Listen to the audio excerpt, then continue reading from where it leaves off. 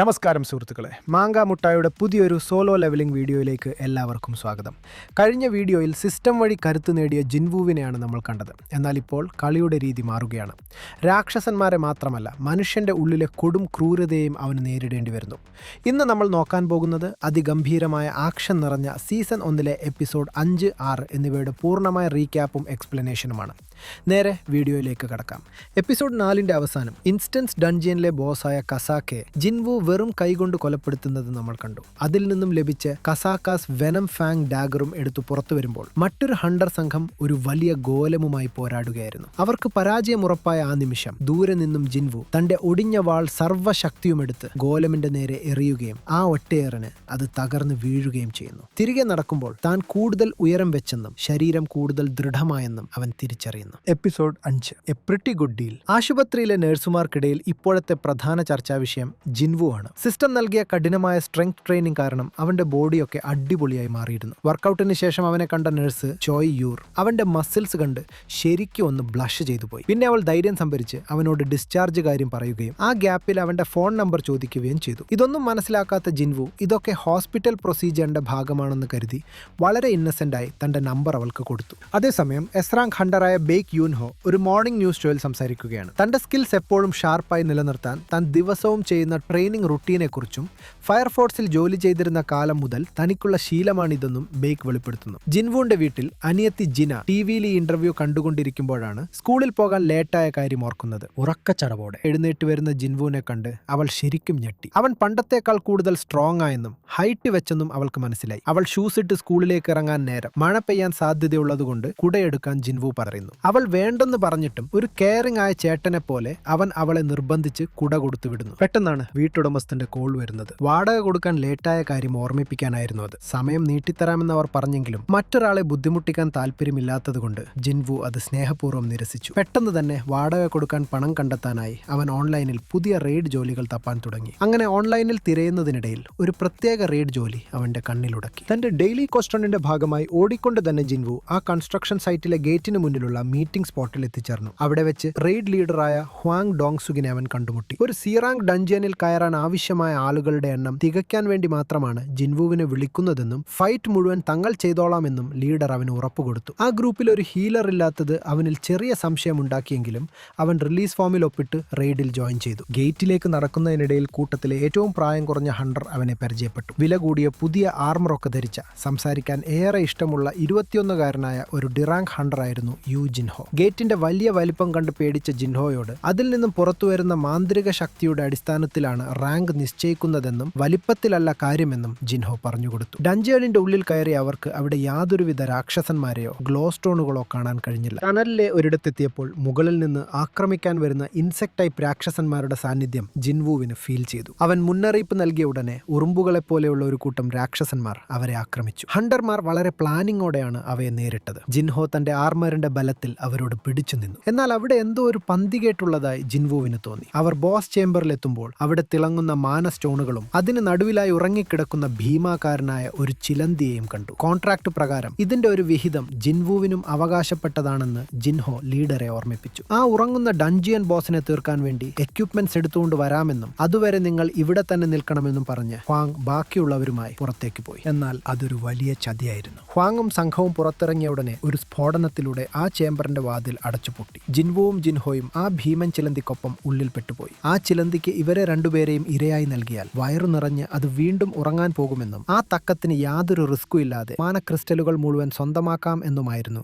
അവരുടെ ക്രൂരമായ പ്ലാൻ. എന്നാൽ ഇതൊന്നും കണ്ട് ഒട്ടും ഭയക്കാതെ പുറകിലോട്ട് മാറി നിൽക്കാൻ ജിൻഹോയോട് പറഞ്ഞിട്ട് ആ ഡൺജിയൻ ബോസിനെ ഒറ്റയ്ക്ക് നേരിടാൻ ജിൻവു മുന്നോട്ട് വന്നു. വാതിലടഞ്ഞ വലിയ ശബ്ദം കേട്ട് ആ കൂട്ടൻ ചിലന്തി ബോസ് ഉറക്കമുണരുന്നെടുത്ത് എപ്പിസോഡ് 5 അവസാനിക്കുന്നു. എപ്പിസോഡ് 6 പോകുന്നതിന് മുൻപ് ലൈക്ക് ചെയ്യാനും സബ്സ്ക്രൈബ് ചെയ്യാനും മറക്കല്ലേ എന്ന് ഓർമ്മിപ്പിച്ചുകൊണ്ട് episode 6 the real hunt begins. Hwang ഡോങ്സുകും അവന്റെ ആ ചതിയൻ ടീമും ഡൺജിയൻ ഗേറ്റിൽ നിന്ന് പുറത്തു പോയിട്ട് ഒരു കിടിലൻ പ്ലാൻ ഉണ്ടാക്കുകയാണ്. ഉള്ളിലുള്ള ഭീമൻ ചിലന്തി ജയന്റ് അറാക്നിഡ് ബൊരിയൂറ ജിൻവുവിനെയും ജിൻഹോയെയും കൊന്നതിന് ശേഷം മുകളിലത്തെ ടണൽ വഴി തിരിച്ച് അകത്ത് കയറണം. ജിൻവുവിനെ തീരെ വിലയില്ലാത്തവനായും ജിൻഹോയെ യാതൊരു എക്സ്പീരിയൻസും ഇല്ലാത്തവനായുമാണ് അവർ കാണുന്നത്. പക്ഷേ ജിൻഹോയുടെ വില കൂടിയ ആയുധങ്ങളിലും ഗിയറുകളിലുമാണ് അവരുടെ കണ്ണ്. അവൻ മരിച്ചാൽ അതെടുക്കാം. തീർക്കാം. ഒപ്പം യാതൊരു റിസ്ക്കുമില്ലാതെ 1 ബില്യൺ വോണിന്റെ മാള ക്രിസ്റ്റൽസും അടിച്ചു മാറ്റാം എന്നാണ് അവരുടെ സ്വാർത്ഥമായ ലക്ഷ്യം. പുറത്തെത്തിയ ഡോങ്സുക് ജിൻഹോയുടെ അച്ഛൻ യു മുൻഗാനിനെ കുറിച്ച് ഫോണിൽ സെർച്ച് ചെയ്യുകയും ജിൻഹോ മരിച്ചാൽ അവന്റെ ശവസംസ്കാര ചടങ്ങിൽ പോയി എങ്ങനെ വിഷമം അഭിനയിക്കണം എന്നൊക്കെ പ്ലാൻ ചെയ്യുകയുമാണ്. ഉള്ളിൽ പെട്ടുപോയ ആ രണ്ടുപേരുടെ അവസ്ഥ ആലോചിച്ച്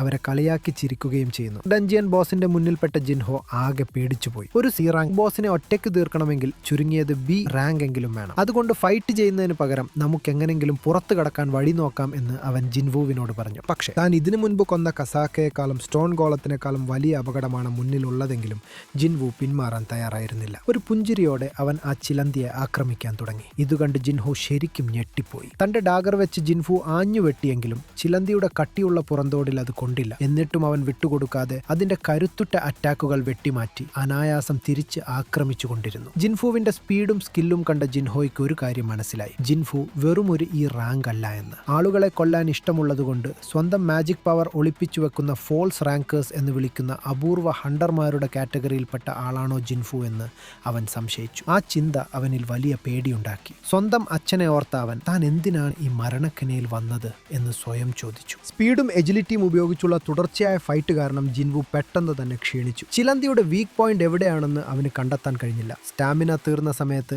ആ മോൺസ്റ്റർ അവനെ ഒരടി അടിച്ചു തെറിപ്പിച്ചു. അത് അവനെ കൊല്ലാൻ വരുന്നതിന് തൊട്ടു മുമ്പ് തന്റെ ഡെയിലി ക്വസ്റ്റ് കംപ്ലീറ്റ് ചെയ്തതിനുള്ള ഫുൾ റിക്കവറി റിവാർഡ് അവൻ ആക്സെപ്റ്റ് ചെയ്തു. അതോടെ പഴയതിലും എനർജിയോടെ അവൻ ചാടി എഴുന്നേറ്റ് ആ ചിലന്തിയുടെ കണ്ണിൽ തന്നെ കുത്തിയിറക്കി. ആ ഡാഗറിന്റെ പാരലൈസിസ് ഡ്രെയിൻ എഫക്റ്റുകൾ കാരണം ആ ഡഞ്ചിയൻ ബോസ് ചത്തുവീണു. അതോടെ ജിൻവുവിന്റെ ലെവൽ കുറച്ചുകൂടി വർദ്ധിച്ചു. ഇതൊക്കെ കണ്ട് പേടിച്ചരണ്ട ജിൻഹോ ഒരു ഫേക്ക് ചിരിയോടെ ജിൻവുവിന് ഒരു കുപ്പി വെള്ളം കൊടുത്തിട്ട് അവനെ വിറയലോടെ ബോസ് എന്ന് വിളിക്കാൻ തുടങ്ങി. അവൻ എന്തിനാ ഇങ്ങനെ പെരുമാറുന്നത് എന്ന് ജിൻവുവിന് മനസ്സിലായില്ല. പെട്ടെന്നാണ് മുകളിലത്തെ ടണലിൽ ആ ചതിയൻ റെയ്ഡ് പാർട്ടി വരുന്നത്. ഇവർ രണ്ടും ജീവനോടെ ഇരിക്കുന്നത് കണ്ട് അവർ ശരിക്കും ഷോക്കായി. ഡഞ്ചിയനിലേക്ക് തിരിച്ചു വന്ന ആ ചതിയന്മാർ കരുതിയത് ജിൻഹോ തന്റെ വില കൂടിയ ഗിയർ ഉപയോഗിച്ച് ചിലന്തിയെ കൊന്നു എന്നാണ്. ഡോങ്സുക് ജിൻഹോയോട് ഒരു ക്രൂരമായ ഡിമാൻഡ് വെച്ചു. സ്വന്തം ജീവൻ വേണമെങ്കിൽ കൂടെയുള്ള ജിൻഹുവിനെ കൊല്ലുക. പക്ഷെ ജിൻഹോ അതിന് തയ്യാറായില്ല. അതോടെ ആ ദുർബലനായ ഹണ്ടറെ ആദ്യം കൊല്ലാൻ ഡോങ്സുക് ഓർഡർ ചെയ്തു. അപ്പോഴാണ് സിസ്റ്റത്തിൽ നിന്നും ഒരു വാർണിംഗ് മെസ്സേജ് വരുന്നത്. നിങ്ങളെ കൊല്ലാൻ വരുന്ന ആ 6 ഹണ്ടർമാരെയും കൊന്നുകളയുക. അതൊരു എമർജൻസി ക്വസ്റ്റ് ആയിരുന്നു. ഈ ഗ്യാപ്പിൽ മജീഷ്യനായ ക്യുഹ്വാൻ പുറകിൽ നിന്നും ജിൻഹുവിനെ മാജിക് ഉപയോഗിച്ച് ആക്രമിച്ച് ഡഞ്ചിയൻ ചുമരിലേക്ക് എറിപ്പിച്ചു. ആക്രമണം ഏറ്റുകിടക്കുന്ന ജിൻവു ചിന്തിച്ചു, ഈ ലോകം ശക്തരായവരുടെ മാത്രമാണ്. മനുഷ്യരെ കൊന്നില്ലെങ്കിൽ താൻ മരിക്കുമെന്നാണ് സിസ്റ്റം പറയുന്നത്. സിസ്റ്റത്തിന് തന്നെ ജീവനോടെ വേണം. സിസ്റ്റം എന്നെ ഉപയോഗിക്കുകയാണെങ്കിൽ തിരിച്ച് ഞാൻ സിസ്റ്റത്തെയും ഉപയോഗിക്കും എന്ന് അവൻ ഉറപ്പിച്ചു. അവനെ കൊല്ലാൻ വന്ന ഡി റാങ്ക് ഹണ്ടർ ജുണ്ടയുടെ തല അവൻ ഒറ്റ വെട്ടിന് തെറിപ്പിച്ചു. താൻ ഒരു കൊലപാതകിയായി മാറിയെന്ന് അവൻ അറിയാമായിരുന്നെങ്കിലും അവന് വേറെ വഴിയില്ലായിരുന്നു. അവൻ ബാക്കി എല്ലാവരെയും നിഷ്കരണം കൊന്നു. അവസാനം സി റാങ്കുകാരനായ ഡോങ്സുകും അവന് മാത്രം ബാക്കിയായി. ഡോങ്സുകിന്റെ അറ്റാക്കുകൾ വളരെ ഈസിയായി ഡോഡ്ജ് ചെയ്ത ജിൻവു അവനെ ഒറ്റ കൈകൊണ്ട് കീഴടക്കി. ജീവന് വേണ്ടി അവൻ കെഞ്ചി നോക്കിയെങ്കിലും തന്നെ 3 തവണ കൊല്ലാൻ നോക്കിയവനോട് ജിൻവു യാതൊരു ദയയും കാണിച്ചില്ല. അവൻ ഡോങ്സുകിന്റെയും കഥ കഴിച്ചു. അതോടെ ഡഞ്ചിയൻ ക്ലോസ് ആകാൻ തുടങ്ങി. അവർ രണ്ടുപേരും സുരക്ഷിതരായി പുറത്തെത്തി. ഒരു ഡി റാങ്കും ഇ റാങ്കും മാത്രം ജീവനോട് തിരിച്ചെത്തിയത് കണ്ട് ഗിൽഡ് പ്രതിനിധികൾക്ക് അത്ഭുതം തോന്നിയെങ്കിലും അതെല്ലാം ജിൻഹോയുടെ വില കൂടിയ ഗിയറിന്റെ പവറാണെന്ന് അവർ തെറ്റിദ്ധരിച്ചു. അന്ന് വൈകുന്നേരം മഴ പെയ്യാൻ തുടങ്ങിയപ്പോൾ